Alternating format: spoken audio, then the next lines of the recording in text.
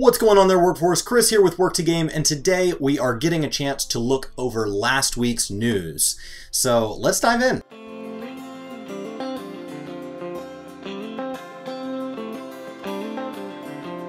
Now the format is changing a little bit this week, but we are going to start off by going over the summer release schedule. Now Forbes did a great job of lining these up for us, and so we see that we have some great titles coming up in June. Out of this, I'm most excited to see how Elder Scrolls Online Somerset is taken. The beta and everything, it's looked really great. They've had certain things like story and all of that kind of embargoed, and you kind of hear Thamriel talk about that a little bit with us as he's been covering that, and so I look forward to just seeing how much better that game has gotten. And as we look forward to June 7th, June 8th, we're getting constant waves here. Super Bomberman is something that I'd be interested in seeing how that's taken, coming out on June 12th.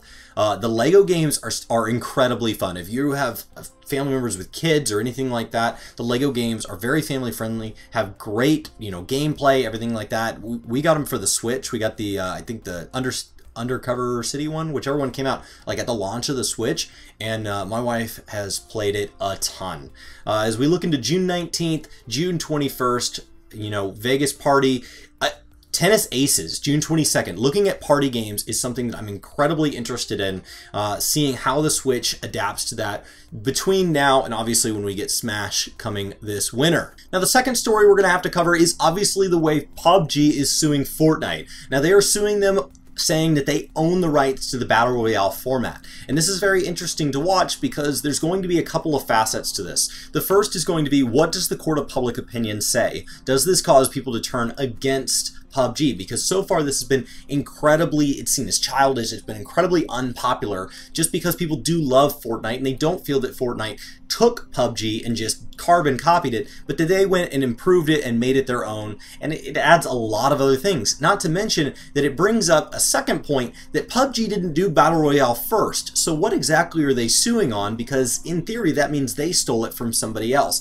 And last of all, what does this mean for other genres? As we see the way this plays out, both in the court of public opinion and in an actual courtroom, the question is, what does that mean as we look into, do other games have the rights to own their genre? And we all think no, but we'll just have to see how that turns out. Now our third story of the day is Pokemon Quest. Now we've all have been watching Pokemon quite a bit, looking at, okay, what does this mean with the Eevee and with Pikachu, and as we go into E3, what can we expect to see from this? And Pokemon Quest is actually just a free-to-play game. It's coming to the Switch first, mobile later. They're not going to talk back and forth, so if you are looking to play it mobile, playing it early on the Switch is just giving you a chance to see that gameplay. It's not horribly, I guess, inventive in its mechanics, and so if we look for some images here, the images honestly sum it up. This is about the level of gameplay you can expect to see. It is automatically played yourself. You spend a lot of time in this core base camp, unlocking different recipes, things like that. It's not really doing anything too inventive, but if you've been looking for something to scratch that Pokemon itch, this just might do it, and it is worth downloading at least for free. Now this does bring us to our middle segment, and our middle segment this week is brought to you once again by our Patreons. You guys absolutely make this channel possible, and we appreciate that we are just kind of fan-funded here on the channel, and we have a huge amount of support from our subscribers over on Twitch, sponsors here on YouTube as we move that direction, and things like different donations and bits and all of that, and you Patreons who we really, really appreciate. There are a lot of ways to support this channel: t-shirts, Amazon, affiliate links, all of that. But this week is Patreons. Thank you guys so much. Now, this week is going to be looking back at Ted Dabney, the co-founder of Atari, having died at 81. Unfortunately, it's always sad to see somebody lost, even if they do live a relatively full life when looking at the number of years that they get to spend on this earth.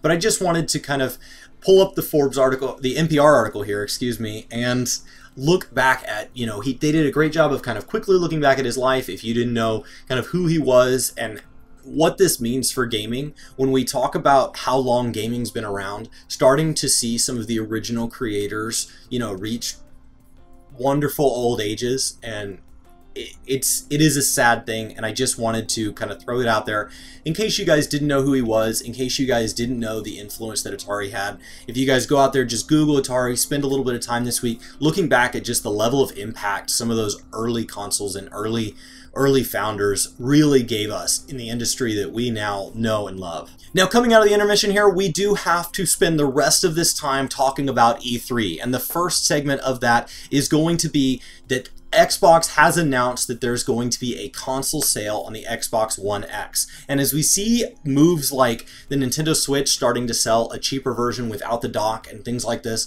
the question is, how do we market consoles? Because we're not just simply resetting a generation by a generation. The Xbox One X expands on the Xbox One S, which expands on the Xbox One original. And so the question is, how many times can they carry this, and can they continue to do price reductions and things like that? And how will they do that surrounding the number of events? E3 obviously being the largest, but we now know that there's different, streamer and creator events like PAX and VidCon and all these things, some of them being more shifted towards the game, some of them being more shifted towards the people that play the games. When do you do these? How often do you do these? How much can you afford to break on the price? And so, IGN here has a whole article dedicated to what those price points will be. It is from June 7th to June 23rd, so keep an eye on that calendar if you've been on the edge of getting an Xbox One X. Maybe your Xbox original is kind of on its deathbed, because that happens, especially if you live in a house with young children or pets or something that can be kind of hard on electronics. Definitely something to keep an eye on there. And the last story for the day, getting a full 2 minutes instead of the typical one, is going to be E3's conference schedule. It has been released. Kotaku has put a nice, beautiful post together on exactly when we can expect to hear from everybody, and they even have, kind of some general conversion times if you don't yet understand exactly how your time zone may relate to where these are being put out there, because they're all being announced in Pacific time. And so Microsoft is up on Sunday, June 10th at 1 p.m. That evening, we're going to see Bethesda. This is where we're talking about kind of Fallout, and I don't expect there to be too much outside of what we've already heard going in, things like Rage 2, Fallout 76. So we're already starting to see that information trickle out. So it should just be gameplay and beautiful expansions on just the level of knowledge they've already let leak out there. Now, Monday, we do lead off with Square Enix. This is going to be big. This is going to be when we see Kingdom Hearts 3, Dragon Quest. This is when we see Live Letter and stuff from 14 is going to have a part in this conference. And so keep an eye on those time schedules as they get closer, and make sure that you're around for the things you want to see live. Finish that afternoon, we're going to move into Ubisoft, and so that's going to be... We'll see what they have to announce. I wouldn't be shocked to see another Assassin's Creed game. Sony is going to take the evening there. And so Sony has had a heck of a year, and honestly, I think right now it is their game to lose, if not Nintendo's. Xbox is really the console that I feel just hasn't had enough exclusives or anything going into this conference. So Sony will get to play catch up there. Now, Nintendo is going to come out Tuesday morning, and honestly, Smash Brothers could single-handedly take this conference as the game with the most excitement around it. But we could see any number of other titles come out of them. We are missing things like Mario Party. We're missing other Mario games. There's plenty of just directs and exclusives that we're missing, not to mention the great job they've done with all the third-party support they've had around the Nintendo Switch, such an incredibly successful console. Now with that, guys, that is the end of This Week in Gaming Weekly. This is a new segment that we're trying out here, and the format is shifting a little bit each time. We'll see if we can do this each and every week. Obviously, this week could be dominated largely by E3 news, and so we'll just have to see when these are posted. But definitely let us know in the comments below what you're thinking about the format, what stories you'd like us to cover, what stories you think that we can go ahead and skip over. And we are doing this here to save you guys from missing out on something, because the gaming industry is just blowing up with news lately, and it is hard to catch all of it. This has been Chris with Work to Game. Thank you guys so much for watching, and I'll see you next time. Hey Chris, I really like what you do on this channel, and I want to say thanks. How can I do that? You could try being a patron. Oh, okay. So tell me more about it. Well, I think you'd have to click on the link to take you to our Patreon page and see if you want to support it. Unfortunately, you're not going to be able to support just me. Okay. You're going to have to support both of us. So this is kind of like a win-win. So if they support you, They support me, right? Yes. Awesome. Yes. Do we get? Do we have like cool, fun rewards? Like, is there anything They do. I get? They do, and we're constantly looking for ways to change that. So if you support Team Brian, Team Chris, just teamwork to game, click on that link. Yeah. Let us know what you think about the rewards too, whether you like them or if we could do something a little bit different. And by the way, thanks for watching this video. We really appreciate it. We'll see you next time. Take care.